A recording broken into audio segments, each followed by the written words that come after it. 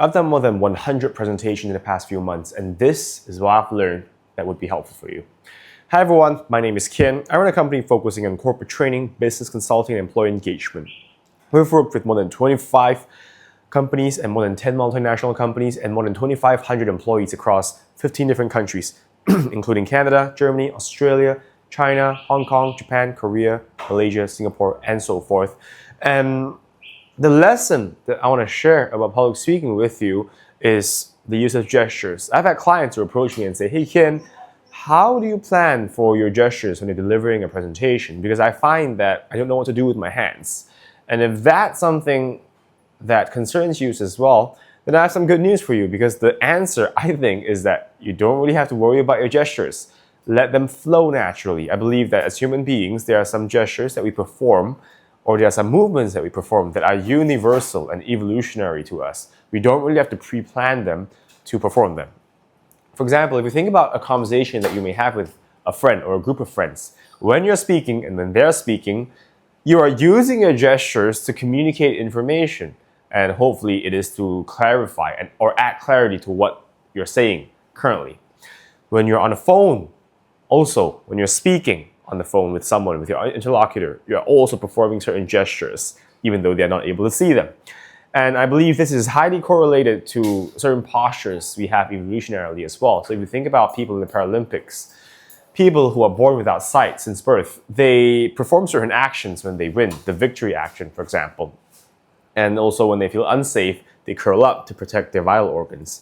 So these movements are really natural, evolutionary to us. We don't really have to pre-plan them. In fact, the more you pre-plan them, the less experience you may seem. I've been in contests or speeches where people pre-plan every single gesture in a way that's kind of like, hey guys, my name is Ken, this is what I do when they come back here. And maybe some contests and some contexts would prefer that sort of gesture, but from my experience, if you're delivering a presentation in a non-competitive context, not a speech context, just a presentation where people understand what you're saying, or when you're sharing important information, or company annual dinner, whatever it is, make sure that your gestures are just natural.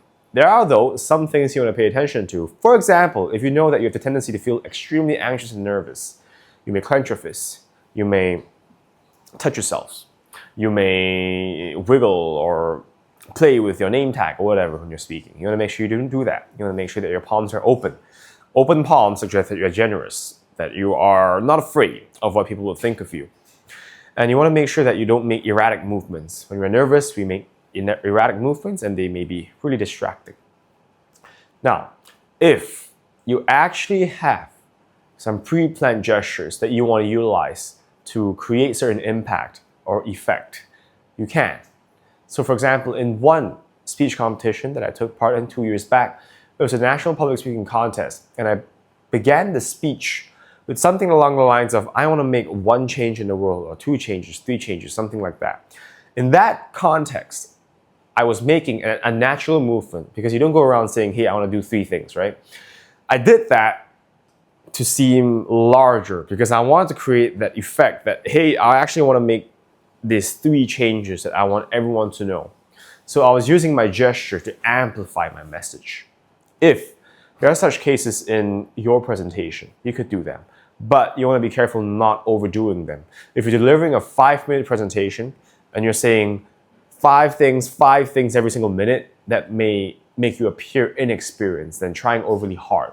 So I would say that a good rule of thumb really is that if you're doing a 5-minute presentation, maybe these gestures would appear like 2 or 3 times, unless you're delivering like a humorous speech where you want people to laugh. So, I mean, many things depend on context. I like to think that for the most part, what you really have to do only is to let your gestures do their thing. Don't pay too much attention to them. Don't focus on them too much. And I think you'll do well.